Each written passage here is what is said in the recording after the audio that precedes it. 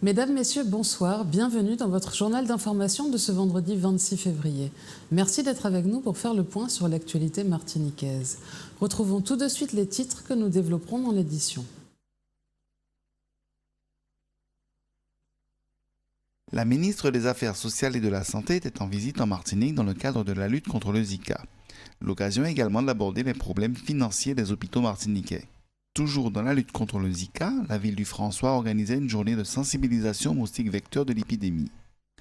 Le CCAS du Carbet et la Mutualité française de la Martinique organisaient une matinée de sensibilisation autour du thème « Gardons la forme avec nos aînés ». Commençons cette édition par la visite en Martinique de Marisol Touraine, ministre des Affaires sociales et de la Santé. Dans le cadre de la lutte contre le Zika, plusieurs rendez-vous ont rythmé cette journée, dont une visite au centre hospitalier de la Ménard. La ministre s'est d'abord arrêtée à la maison de la mère et de l'enfant pour y rencontrer des femmes enceintes. Nous l'avons suivi, reportage. Marisol Touraine, la ministre de la Santé, était en visite en Martinique ce vendredi dans le cadre de l'épidémie du Zika. Après le quartier Hermitage, à Fort-de-France, la ministre s'est arrêtée à la maison de la mère et de l'enfant du CHU. Elle y a échangé avec les mères enceintes venues faire des échographies. Elle a annoncé que désormais, les femmes enceintes pourront bénéficier d'échographies supplémentaires, remboursées à 100% par la sécurité sociale. Un échographe va être mis en place pour mieux suivre la grossesse des femmes enceintes qui sont concernées par le virus du Zika. Autre dossier abordé, les moyens financiers de l'hôpital. En effet, dès son arrivée, des syndicalistes l'attendaient et ont revendiqué le manque de moyens humains et matériels. Dans la matinée, lors d'une rencontre avec les différents chefs de service de l'établissement hospitalier, Marisol Touraine a confirmé l'annonce d'une aide supplémentaire de l'État au profit du Centre hospitalier universitaire de la Martinique de 58 millions d'euros. La République est là. Et je suis aux côtés de cet hôpital et de la population martiniquaise dans l'épreuve de l'épidémie de Zika. J'ai annoncé ce matin que des moyens supplémentaires allaient être alloués à l'hôpital. 58 millions qui vont arriver sur les comptes de l'hôpital dans les toutes prochaines semaines. Ça n'est pas la première aide qui est apportée à cet hôpital, mais au-delà des aides, 400 millions en aide de fonctionnement depuis 2012.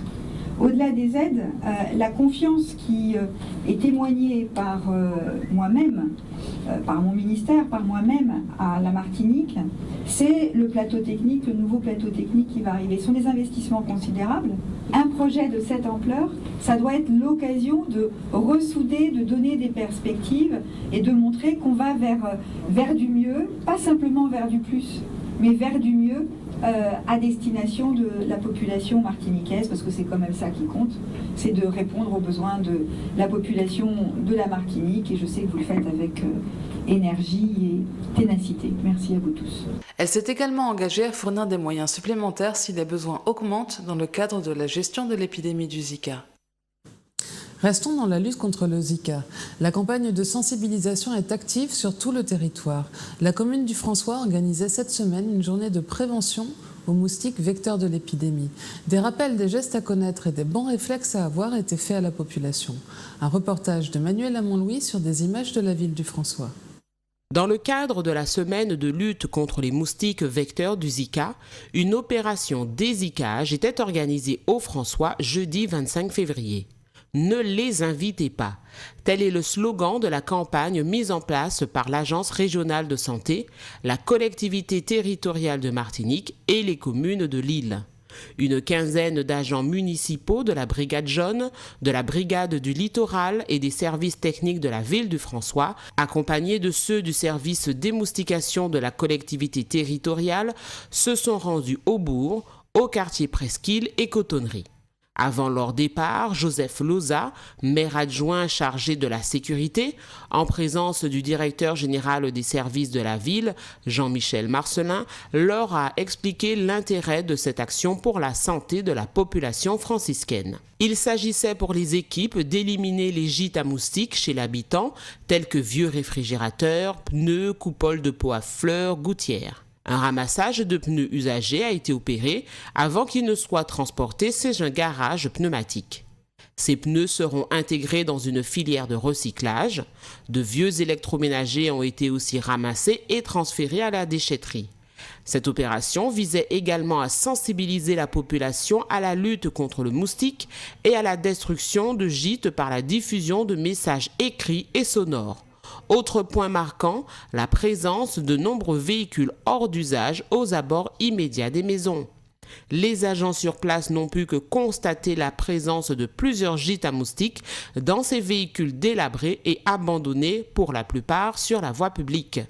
Bien qu'il y ait des administrés conscients des actions à mener pour lutter contre le moustique, de nombreux autres semblent totalement indifférents. Une motivation supplémentaire pour la brigade jaune du François qui est présente sur le terrain toute l'année pour éveiller les consciences et faire reculer les maladies transmises par les moustiques. Parlons politique et environnement. Le mouvement Nous Pepla, mené par Marcelin Nadeau, a mis en place une pétition sur les réseaux sociaux pour arrêter le projet de l'usine Galion 2, une usine fabriquant de l'électricité avec du charbon. Jean-Pierre Zabulon a rencontré Nous Pepla, reportage. En 2011, Albioma, qui portait le projet d'une centrale charbon-bagasse nommée Galion 2, alimentée à 95% en charbon, a signé un contrat de vente d'électricité avec EDF. Mais l'entreprise avait alors été dans l'impossibilité de mettre en œuvre le projet en raison de la non-acceptation par la population et les élus locaux de l'usage du charbon en Martinique. La décision de changement du mix de combustible a été prise en 2013 au profit d'une solution 100% biomasse et ce projet a pu redémarrer avec le soutien fort des élus locaux. À la suite de ces événements, le 5 décembre 2014, Albioma signait avec EDF un avenant tarifaire à ce contrat de 2011 pour le passage de la solution initiale bagasse-charbon à celle du 100% biomasse, et ce, après validation par la Commission de régulation de l'énergie. D'une puissance de 36,5 MW, l'installation sera implantée juste à côté de la sucrerie du Galion, utilisera la bagasse produite par la sucrerie et lui fournira de la vapeur. La CTM, qui reconnaît les méfaits pour l'environnement, se dit impuissante. Stéphane Arnoux, membre de Nous Pepla, à l'origine d'une pétition, nous en dit plus. Une affaire qui traîne depuis maintenant 7 ans et avec des hauts et des bas, des rebonds.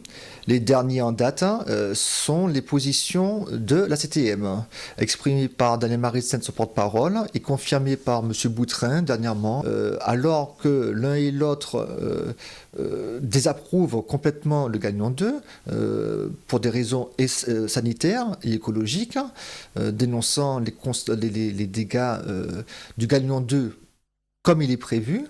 À la question « qu'allez-vous faire ?», ils répondent « rien ». Ils sont impuissants, ils se disent impuissants, alors que la CTM a des possibilités, peut le faire, peut faire des choses, peut faire des actions. Et là, ils ont un discours de personnes résignées. Nous Pepla, mouvement citoyen humain, écologique et solidaire martiniquais, a lancé une pétition citoyenne pour imposer aux décideurs du projet Albioma, gouvernement français, CTM, l'arrêt immédiat de l'usine Galion 2. Il faut amener à les destiner non seulement au gouvernement pour qu'il abandonne clairement le charbon, il est destiné également pour la CTM qui se dit impuissante alors qu'elle ne l'est pas. Elle a la capacité de pouvoir agir et elle doit agir. Elle peut le faire et notamment sur un point, ce que l'on appelle les critères de durabilité de la ressource. Elle a la possibilité, elle a la compétence de les rédiger parce que nous ne pouvons pas, nous en Martinique, être responsables de la déforestation massive de forêts pour pouvoir produire de l'énergie alors que nous avons nous-mêmes nos propres ressources solaires, éoliennes pour le faire. Ça nous concerne également au niveau de l'argent public. Une invitation à signer cette pétition et à la partager sur les réseaux sociaux a été lancée. Partons au Carbet. Ce vendredi matin, le CCAS et la Mutualité française et martiniquaise organisaient une matinée sur le thème « Gardons la forme avec nos aînés ». Nous le savons, la population martiniquaise vieillit à grande vitesse. Des associations et des professionnels de santé mettent en avant les astuces pour bien vieillir.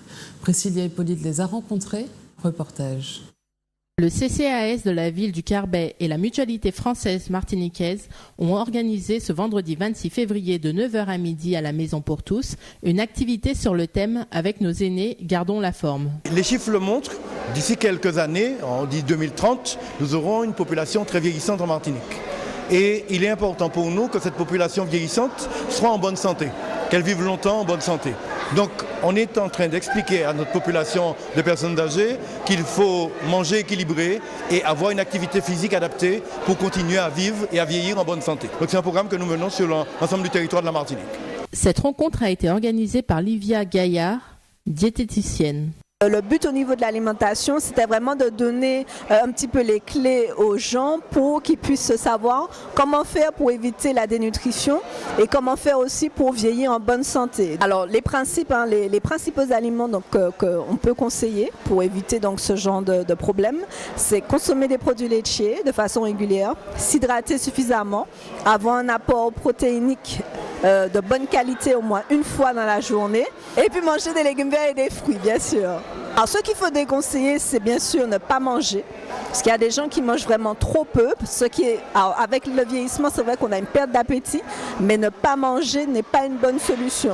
Donc on peut faire des plus petits repas et effectivement manger peut-être plus souvent dans la journée mais avec des petits repas, mais il faut quand même toujours avoir un petit peu de tout dans son alimentation. Et puis c'est aussi le fait de manger trop sucré ou trop gras, parce que plus le corps vieillit et moins il est résistant face aux maladies. Nous avons rencontré également Livia Grenet, animatrice en activité physique adaptée. On a développé certains thèmes comme la prévention des chutes.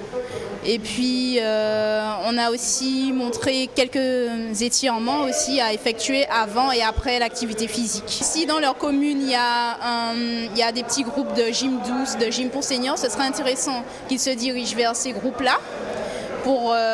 Et puis qu'ils entraînent aussi leurs voisins ou camarades vers ce genre d'activité. Ou alors s'ils préfèrent le faire seuls aussi, donc il y a une possibilité d'activité physique adaptée à domicile. Donc pour ça, il faut contacter effectivement des profs en activité physique adaptée. Comment les participants ont-ils ressenti cette manifestation ? Nous remercions le maire du Carbet, le CCAS et c'est l'ARS d'avoir organisé ce petit moment convivial et on demande de recommencer plusieurs fois dans l'année parce que ça nous permet de nous voir entre nous et de retrouver les bonnes habitudes que nous avons perdues puisque nous rentrons en âge. Pour aller vers un bon vieillissement en bonne santé, n'oubliez pas, il ne faut pas manger trop gras, trop sucré, trop salé et également avoir une activité physique de 30 minutes par jour.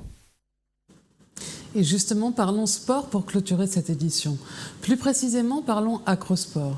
Il s'agit d'une discipline codifiée qui se pratique en groupe sur un espace réduit avec un matériel limité. Porter, soutenir, synchroniser, s'équilibrer sont les secrets d'un expert en acrosport. William Zali a suivi la journée acrosport organisée par la ville de Trinité ce vendredi. Les écoliers de la commune y étaient conviés. Reportage. Une première ce matin pour 250 élèves de 9 à 11 ans du CM1 et CM2 des écoles élémentaires Ultima Vestris de Trinité, Pierre Cyril et l'école primaire couronnée Laurel de Café Robert. Ces élèves ont pratiqué l'acrosport au hall des sports de Trinité. La directrice de l'école élémentaire Ultima Vestris et aussi présidente de l'UCEP nous en parle. Il s'agit d'effectuer des acrobaties avec comme support le corps des enfants, donc le travail de l'équilibre, de la coopération, du vivre ensemble, pour à chaque fois passer dans un atelier et effectuer une figure imposée par une affiche qui est posée devant l'atelier. C'est une première, donc ça cafouille un petit peu, mais dans l'ensemble, les enfants sont heureux, ils fabriquent, ils cherchent des équilibres et c'est surtout ce qu'on voulait provoquer. La recherche de l'équilibre, de la coopération, du choix, du positionnement de l'un par rapport à l'autre. On doit faire plein de figures, on doit inventer notre propre figure pour le groupe. 1, 2, 3. 1, 2, 3.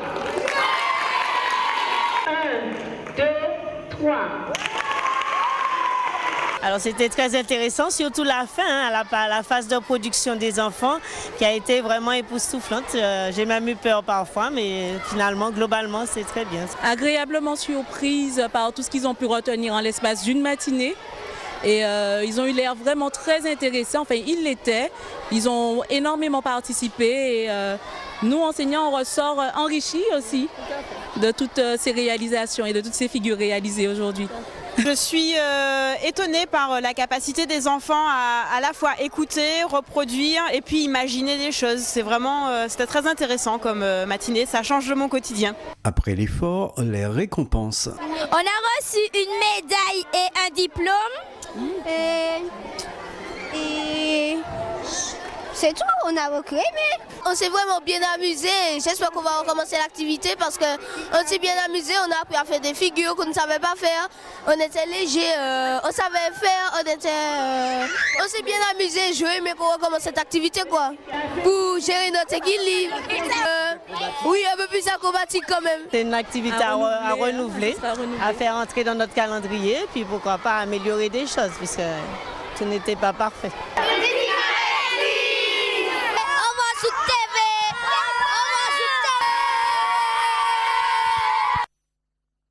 C'est la fin de cette édition, merci de nous avoir suivis.